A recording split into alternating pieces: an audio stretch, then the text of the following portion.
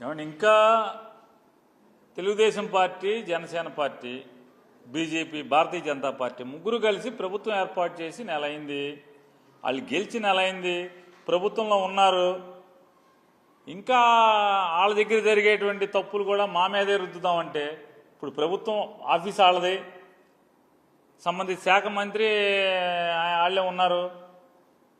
వాళ్ళ ఆఫీసులో కాగితాలు తగలెడితే ఎవడో తగలెడితే వీళ్ళేం చేస్తున్నారు మరి? అందుకే చెప్తున్నాం, మీరు ఇవాళ ప్రతిపక్షంలో లేరు, అది మర్చిపోయి మీరు అది గుర్తెచ్చుకుంటే సరిపోద్ది. ఇవాళ రాష్ట్ర ప్రభుత్వంతో ఎంక్వైరీ చేయిస్తారా, సిఐడితో ఎంక్వైరీ చేయిస్తారా? మీ ఇష్టం వచ్చిన దాంతో ఎంక్వైరీ చేయించుకోండి, లేదా మీ వల్ల కాకపోతే సిబిఐతో ఎంక్వైరీ చేయించుకోండి. ఒకవేళ ఎవడు దోష అయితే ఆడికి ఊరేసేయండి, ఇబ్బంది ఏముంది?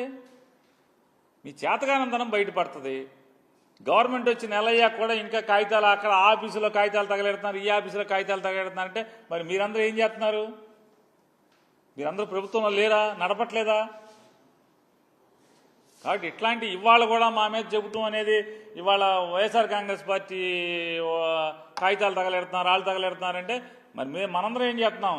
ప్రభుత్వంలో ఉన్న వాళ్ళందరూ గుడ్డుగురానికైనా పొలుతూ ఉంటున్నారా?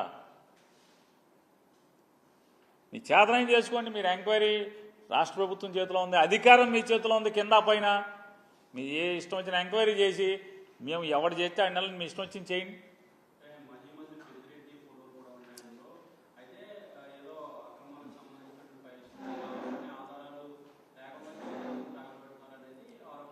కాదండి, మేమన్నా వైఎస్ఆర్ కాంగ్రెస్ పార్టీ ఆఫీసులో తగలెడుతున్నామా అవి, లేదా పెద్దిరెడ్డి గారి ఇంటి దగ్గర తగలెడుతున్నామా? అవి తగలెడుతున్నా మీరు చెప్తున్నది, మీరు బట్టి అవి ఎక్కడ తగలెడుతున్నాయి? ఏమండి, ఎక్కడ తగలబడుతున్నాయి? ఎక్కడ ఏంటది అని ఎవరు తగలబెడుతున్నారు?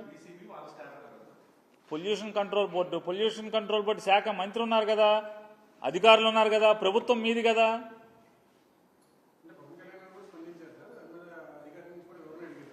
ఏసేమన్నాగా అధికారం మీ దగ్గర ఉంది. ఎంక్వైరీ మీ ఇష్టం వచ్చిన ఎంక్వైరీ మీకు చేతనైతే ఏది కావాలంటే చేయండి అని చెప్తున్నాం కదా. అంటే ఒకటి, ఇక్కడ మీరు నెల అయ్యాక కూడా ఇంకా నెల అయిన తర్వాత కూడా ఇంకా మా దగ్గరే అధికారం ఉన్నట్టుగా మీరు ఊహించుకుంటాం అంటే అది ఆలోచించుకోండి ఒకసారి మీరే. వాళ్ళ అధికారం మీ దగ్గర ఉందో ఏం కావాలంటే చేయండి. మీ ఆఫీసుల్లో, మీ ప్రభుత్వ కార్యాలయాల్లో ఏదో జరిగితే అది మాకేం సంబంధం ఉంటుంది? కాబట్టి జాగ్రత్తగా పరిపాలన మీద కేంద్రీకరించి మీ ఆఫీసుల్లో ఏం జరుగుతుందో మీరే చూసుకోండి ఒకసారి.